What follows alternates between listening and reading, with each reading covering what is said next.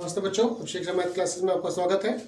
तो हम कल आपको वीडियो नहीं दे पाए, तो उसके लिए क्षमा प्रार्थी हैं। थोड़ा सा टेक्निकल फॉल्ट हो गई, जो कि वीडियो शूट भी कर लिया, उसके बाद पता नहीं किस कारणवश कुछ ऐसी गलती हो गई कि वो वीडियो डिलीट हो गया अपलोड करने से पहले ही। तो उस वीडियो को फिर से हम शूट कर रहे हैं, इसलिए तो जिससे आपको फिर से वीडियो आपको मिल जाए। तो आप ये देख रहे होंगे कि समय बहुत थोड़ा सा बचा है आपके पास, तो आप मेहनत कर लीजिए। अभी भी कुछ नहीं बिगड़ा है। अगर थोड़ा सा आप हमारे साथ जुड़े रहेंगे, हमारी क्लास को देखते रहेंगे, तो आप ये मानिए कुछ भी नंबर नहीं लाएंगे तो भी 70 से 80% आप नंबर ला सकते हैं। बस आपको हमारे साथ जुड़े रहना है। हम केवल आपको वही चीज़ें बताएंगे जो आपके बोर्ड एग्जाम के लिए बहुत इंपॉर्टेंट है। आपको किस प्रकार से पढ़ना है, किस प्रकार से आप नंबर लाएंगे, तो ये सब चीज़ें हम आपको बता देंगे। तो आपको मेहनत तो करनी ही है। आप किसी भी तरीके से आप नंबर लाएं, आप बस नंबर लाएं, रिजल्ट दिखना चाहिए। अगर आप नहीं पढ़ पा रहे हैं या आपको दिक्कत आ रही है तो हमसे बताइए। अगर आपको डिसमोटिवेट हो रहे हैं तो भी अपने माँ को देखिए, अपने पिता को देखिए, आपको कैसे मतलब कितनी मेहनत करके आपके लिए फीस की व्यवस्था करते हैं, आपके लिए तीन चार या फिर 3 या 4 कोचिंग आपके लिए व्यवस्था कर देते हैं। तो ये तो चलो आपके लिए फ्री है एकदम। तो आप हमारे साथ जुड़े रहें। तो आप हमसे ऑनलाइन भी कांटेक्ट कर सकते हैं, व्हाट्सएप पे कमेंट कर सकते हैं, या फिर अपने इसमें वीडियो में ही कमेंट करके बता सकते हैं अगर कोई समस्या है। नहीं तो आप ऑफलाइन आप जुड़ सकते हैं। आपको पता है कि हम कक्षा 9 से लेके कक्षा 12 तक ऑफलाइन बैच भी चलाते हैं, है ना। तो हमने देखा बहुत से बैच में भी बच्चे कुछ से कंप्लेन कर रहे थे कि सर अभी हमारा कोर्स ही नहीं कंप्लीट हुआ, बोर्ड एग्जाम जो कि बहुत जल्दी आ गए। तो पता नहीं, हमें ये लगता है कि किस प्रकार से आप लोग पढ़ रहे हैं कि आपका कोर्स नहीं कंप्लीट हो पा रहा है।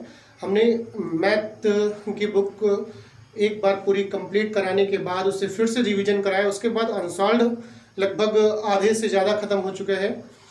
करीब ये मान के चलिए 4 सालों के अनसॉल्व्ड हो चुके हैं। 4 ईयर का मतलब है कि 4 सत्ते 28 अनसॉल्व्ड पेपर हल करा चुका हूँ मैं। वैसे ही फिजिक्स में भी एक बार पूरा पढ़ाने के बाद उसका रिवीजन हो चुका है। एक बार व्यंजक सारे एक बार सिर्फ बता चुके थे, लेकिन कुछ आप लोगों के लिए फिर से हम व्यंजक स्टार्ट कर रहे हैं, इस वजह से आपके नंबर अच्छे आ जाएं। जो बच्चे हमसे ऑफलाइन नहीं जुड़े हैं, ये खासकर उन्हीं लोगों के लिए है जो ऑफलाइन नहीं जुड़ पा रहे हैं। तो चलिए कोई बात नहीं, अभी भी समय बहुत है आपके पास, ठीक ठाक है। आप अगर नंबर लाना चाहें तो ले आएंगे। चलिए अपने क्वेश्चन की तरफ देखते हैं। बहुत इंपॉर्टेंट क्वेश्चन है।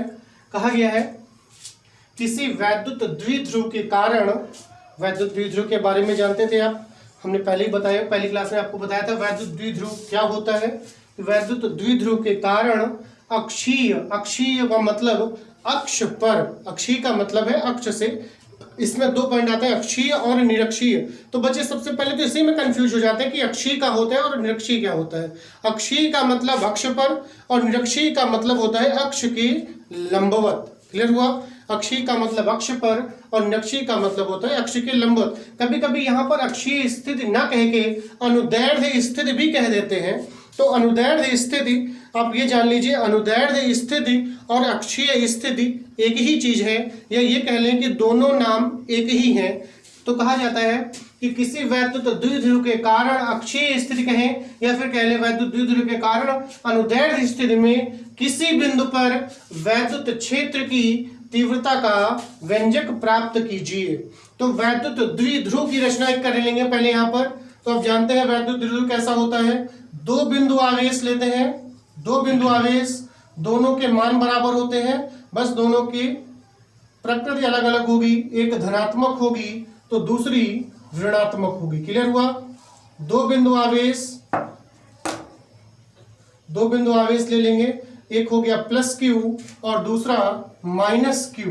तो इसकी जब आप व्यंजक स्टार्ट करेंगे तो डायरेक्ट आप नहीं करेंगे, तो कुछ तो आपको थोड़ी सी थ्योरी तो लिखनी ही पड़ेगी।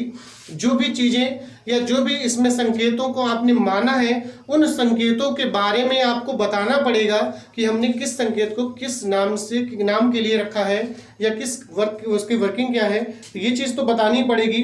तो जैसे कहते हैं कि माना, अगर आप हम यहाँ पे थ्योरी नहीं लिख रहे हैं, तो आप हमारी बात को सुन रहे हो तो उसे तुरंत नोट करते रहें कि माना ए बी वैद्युत द्विध्रुव, एक वैद्युत द्विध्रुव है जिसका नाम है ए बी वैद्युत द्विध्रुव के परावैद्युतांक वाले, यहाँ पर के जो है वो इंग्लिश का वर्ड है के, ये परावैद्युतांक है, जो परावैद्युतांक माध्यम है उसका परावैद्युतांक है ये, के परावैद्युतांक वाले माध्यम में स्थित है, जिसके ए सिरे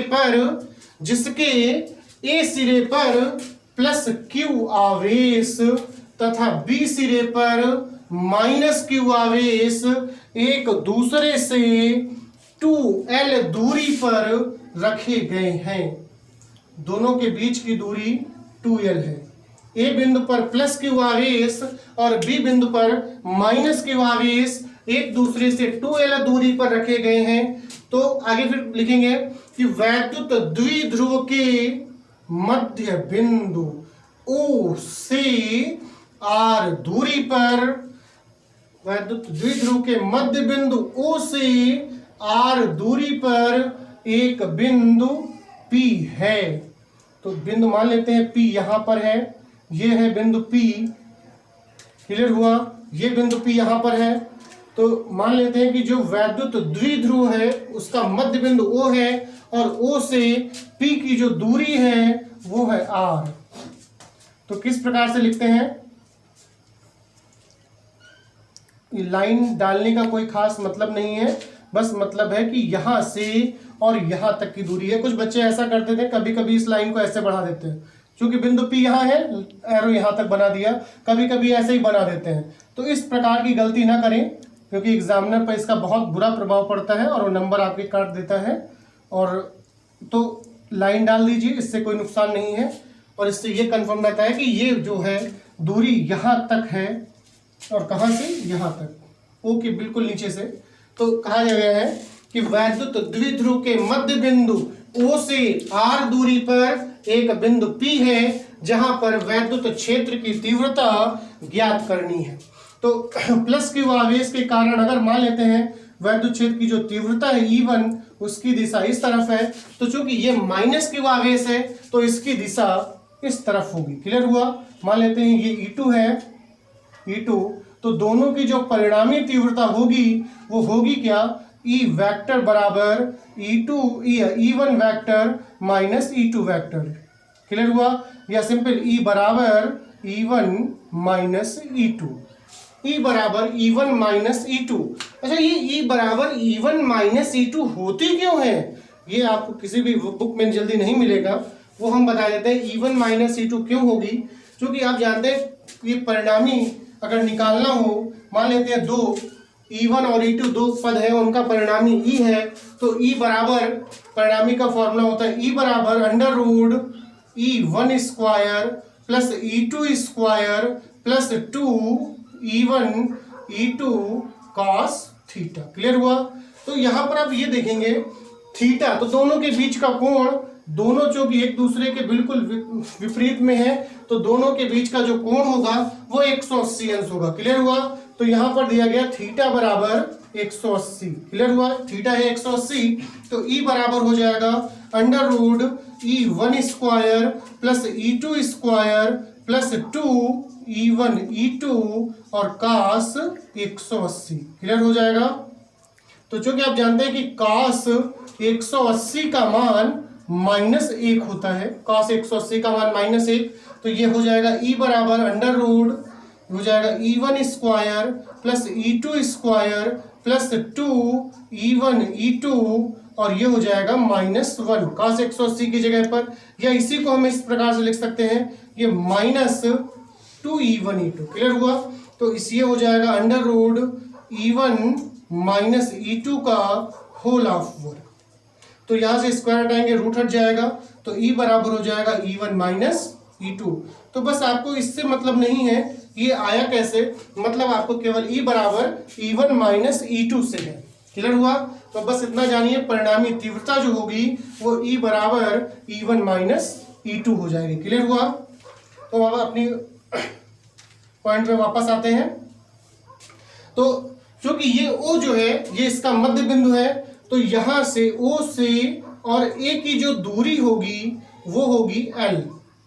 क्लियर हुआ? वैसे ही ओ और बी के जो बीच की दूरी होगी वो भी होगी एल।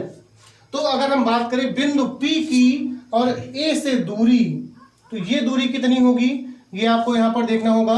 तो आप देख रहे होंगे यहां से यहां तक की दूरी, मतलब ओ से पी की जो दूरी है वो आर है, और इतनी दूरी अगर एल हटा दें इसमें से तो ये क्या हो जाएगी आर माइनस एल। क्लियर हुआ? आर माइनस एल हो जाएगी। अगर हम बी पॉइंट से बात करें पी की दूरी, तो पी की दूरी बी से जो होगी वो हो जाएगी आर प्लस एल। क्लियर हुआ?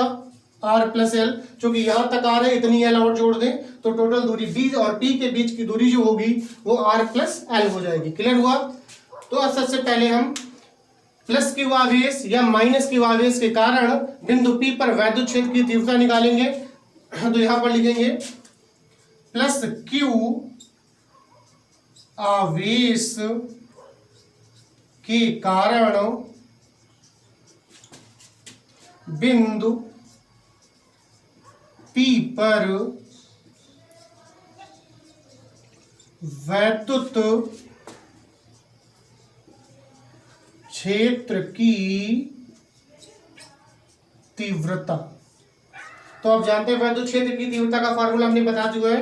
तो E बराबर होता है 1/4 पाई एप्सिलॉन 0 के into q upon r square. Clear हुआ? क्यू अपान आर स्क्वायर होता है, तो यहां पर हो जाएगा प्लस क्यू आवेश के कारण लेंगे तो E1 बराबर 1/4 पाई एप्सिलॉन 0 के इंटू यहां पर Q और बटा R का मतलब है दूरी से, तो प्लस क्यू आवेश से बिंदु P की जो दूरी है वो है R माइनस एल और इसका वर्ग हो जाएगा। क्लियर हुआ? वैसे ही माइनस क्यू आवेश के कारण लिखेंगे माइनस क्यू आवेश के कारण बिंदु P पर वैद्युत क्षेत्र की तीव्रता। तो ये हो जाएगा E2 बराबर 1/4 पाई एप्सिलॉन 0 के इंटू क्यू बटा, और बिंदु माइनस क्यू बिंदु बी पर है, तो बिंदु बी से पी की जो दूरी है वो है आर प्लस एल, तो यहां पर हो जाएगा आर प्लस एल का होल ऑफ वर्ग। क्लियर हुआ? ये दोनों बिंदु आवेशों से हमारी बिंदु पी पर तीव्रता निकल आई है। तो आप आगे यहां लिखेंगे कि बिंदु पी पर परिणामी तीव्रता।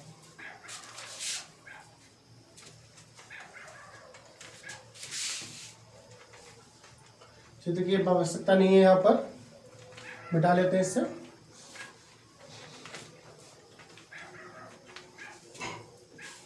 तो जाएगा बिंदु P पर परिणामी तीव्रता E बराबर E1 माइनस E2। E बराबर E1 माइनस E2, तो यहां पर मान लगाएंगे तो E बराबर होगा 1/4 पाई एप्सिलॉन 0 के इंटू क्यू बटा आर माइनस एल का होल ऑफ वर्ग। फिर माइनस E2 का मान है 1/4 पाई एप्सिलॉन 0 के इंटू क्यू बटा आर प्लस एल का होल ऑफ वर्ग। क्लियर हुआ? तो यहां पर आप देख रहे होंगे E बराबर, तो Q अपान 4 पाई एप्सिलॉन 0 के कॉमन है, तो यहां बचेगा 1/r माइनस एल का होल ऑफ वर्ग माइनस 1/r प्लस एल का होल ऑफ वर्ग। क्लियर हुआ? नोट करते रहे।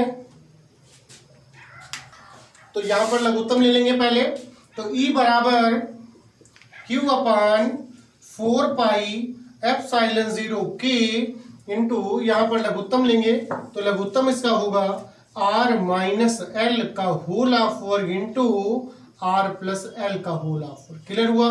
तो इस पद की गुणा इधर होगी, तो ये हो जाएगा r प्लस एल का होल वर्ग माइनस इसकी गुणा इधर करेंगे तो हो जाएगा r माइनस एल का होल ऑफ वर्ग। क्लियर हुआ यहाँ तक? तो इनको हल करेंगे, ब्रैकेट खोल देंगे,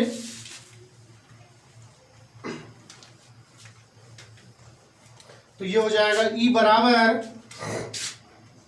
बराबर Q upon 4 pi epsilon 0 K और इनटू, जब इसका ब्रैकेट खोलेंगे तो ये हो जाएगा r square plus L square plus 2RL और माइनस इसका ब्रैकेट खोलें तो ये हो जाएगा r square plus L square minus 2RL और बटा, जो कि दोनों पे अलग अलग स्क्वायर लगा हुआ है तो हम इसको एक साथ लिख के r minus L into r plus L और दोनों पर एक साथ स्क्वायर लगाएंगे इस प्रकार से। क्लियर हुआ?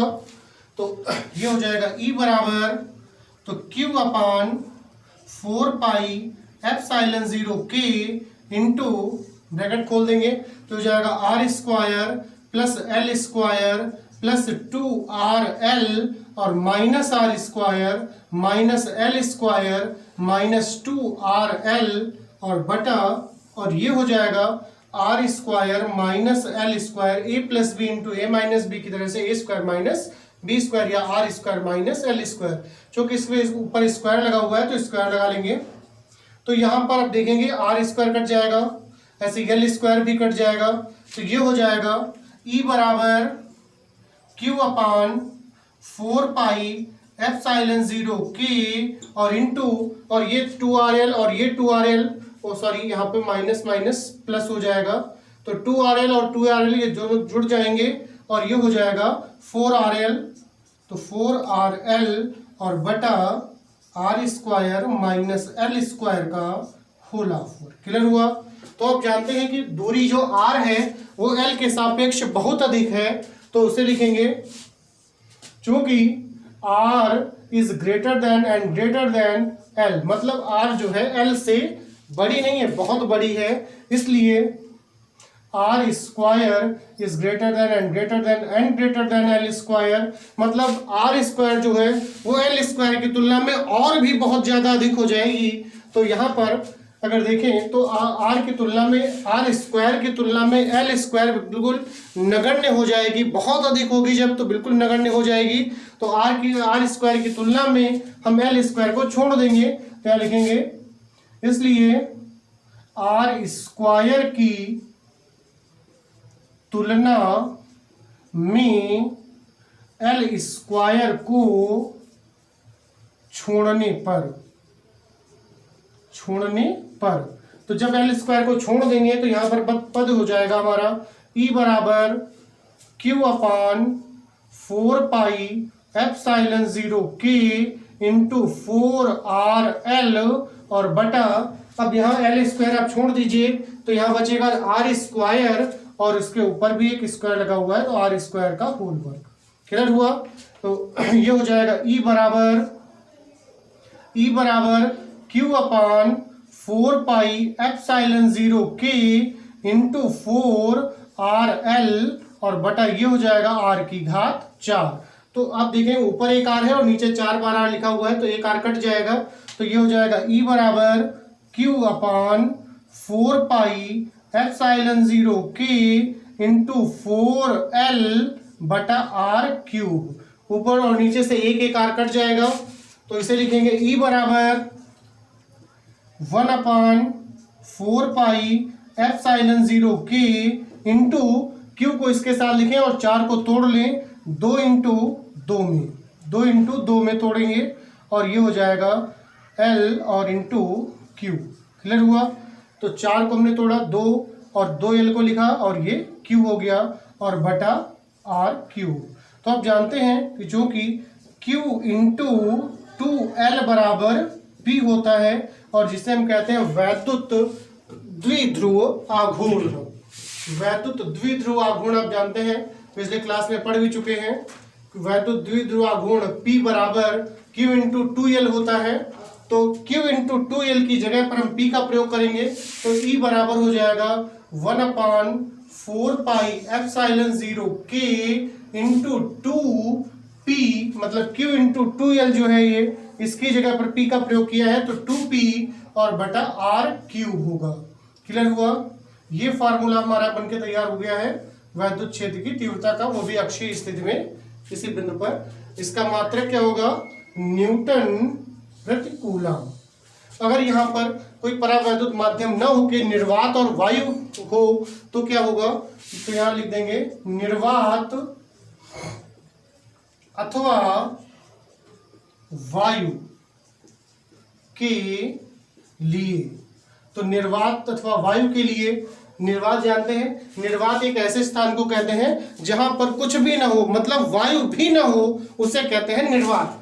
निर्वात अथवा वायु के लिए जो परावैद्युतांक होगा वो होता है 1।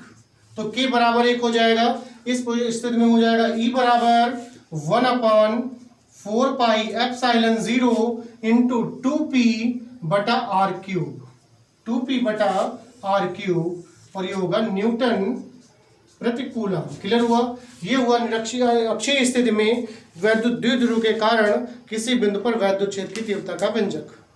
तो उम्मीद करते हैं आप लोगों को समझ में आ गया होगा। तो संभवतः एक क्लास और लेंगे पहले चैप्टर की, उसके बाद अगला चैप्टर देखेंगे। गॉस की प्रमेय है, थोड़ा सा आप घर पे रिवीजन कर लीजिए बुकों से, तो जिससे आपको थोड़ा सा फास्ट अगर पढ़ाएंगे भी तो भी समझ में जल्दी आ जाएगा। तो आज का वीडियो आपको कैसा लगा तो कमेंट करके जरूर बताएं, और लाइक और शेयर जरूर करें। और जिन लोगों ने चैनल को सब्सक्राइब नहीं किया है वो चैनल को सब्सक्राइब कर लें। तो धन्यवाद क्लास, स्वस्थ रहें, मस्त रहें, व्यस्त रहें।